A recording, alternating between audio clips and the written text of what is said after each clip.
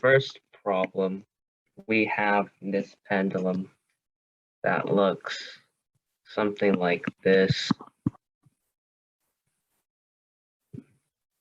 here, and it has a yeah, and so basically it looks like this. I believe this length is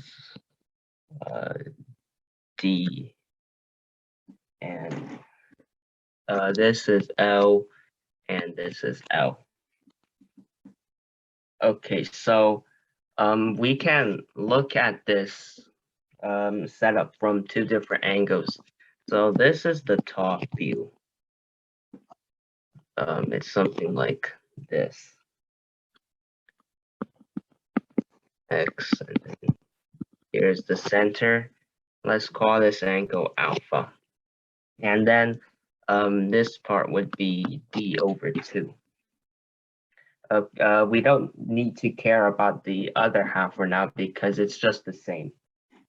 And so this is the top view, and then here is the side view after it starts oscillating.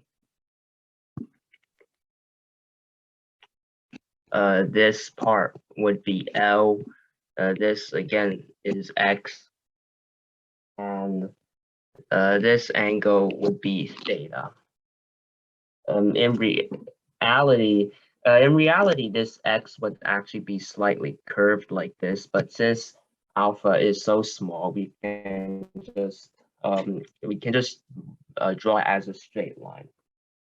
Okay, so there is a force F here. That's just the tension in the string, and it has to provide a force that balances out the force of gravity. So then F cosine theta, because it's only the vertical part.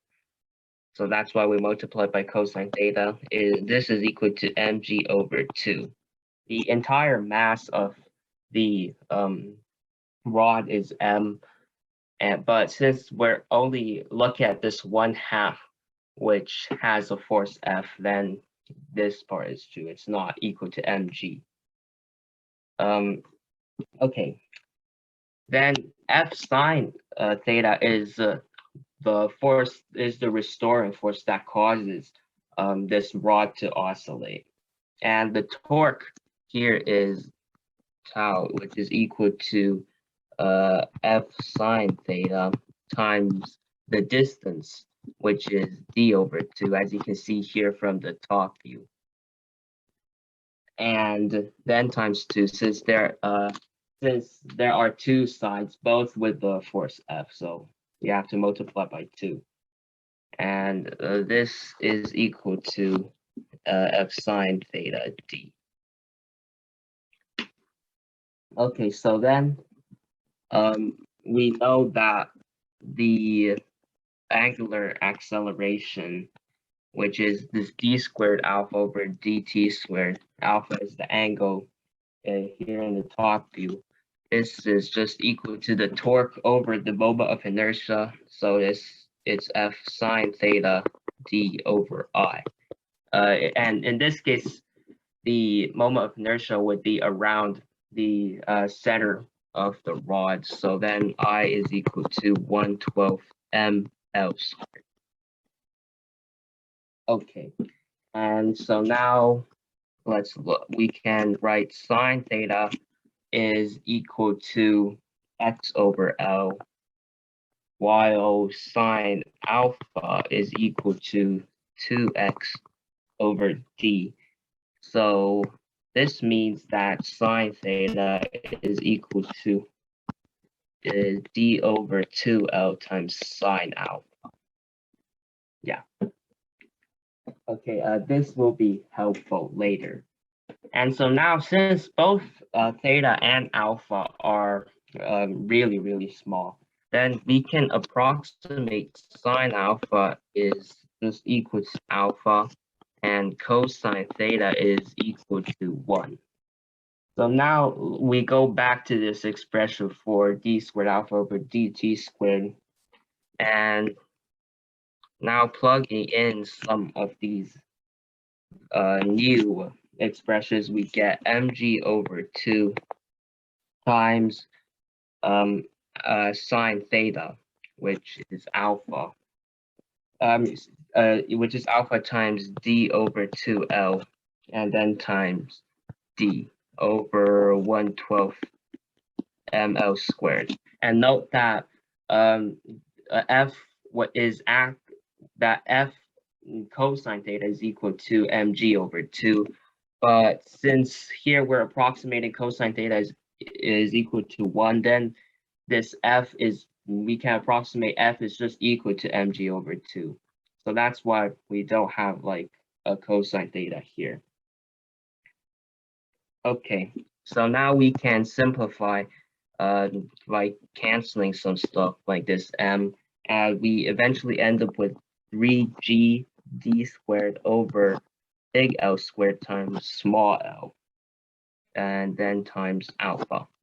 Okay, so now now the path to solving it is pretty clear. Since we've written d squared alpha over dt squared as something times alpha, then omega is just the part without alpha square rooted. So then it would just be square root 3gd squared over L squared L, which is equal to d over L times square root 3g over L. And then the period t is just equal to 2 pi over omega, which would be equal to 2 pi L, 2 pi L over square root 3d times square root L over g. So that is the answer to the first problem. Okay, does anyone have any questions?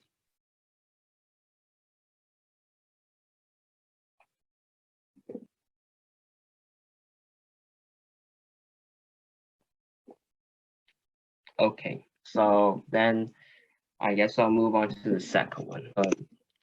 Yeah. So for the second problem, we have this concave shaving mirror with a radius of curvature of 35 centimeters. And so the image of a man's face is 2.7 times the size of his face. So, and we want to find how far the mirror is from the man. So we have this mirror that looks like this. Here, this is the focal length f.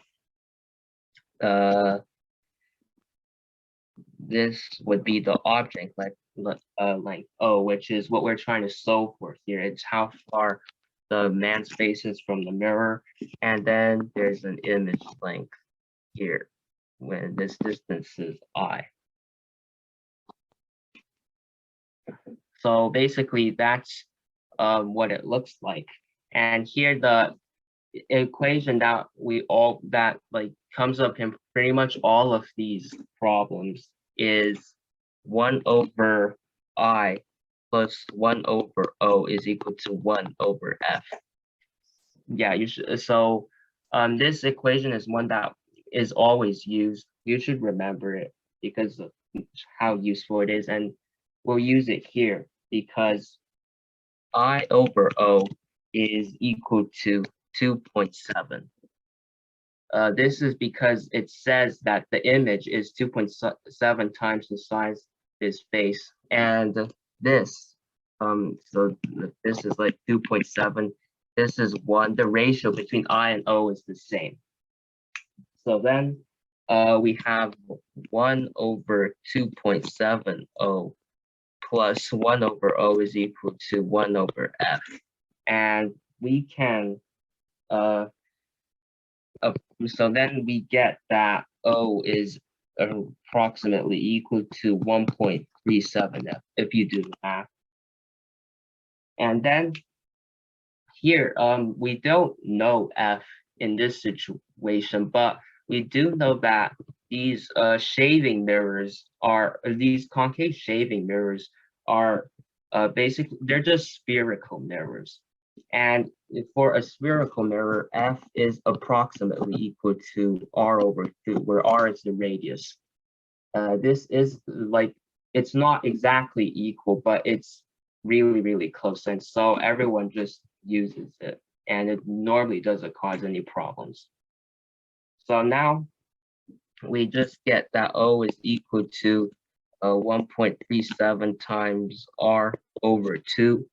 And since R we know is 35 centimeters, this would just be 1.37 times 35 over 2.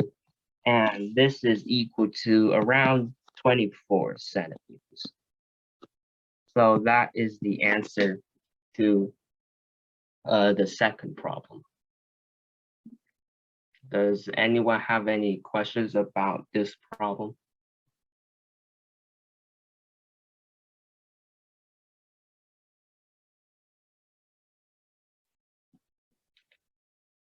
Okay, since it appears that no one has any questions, then yeah, thank you for listening.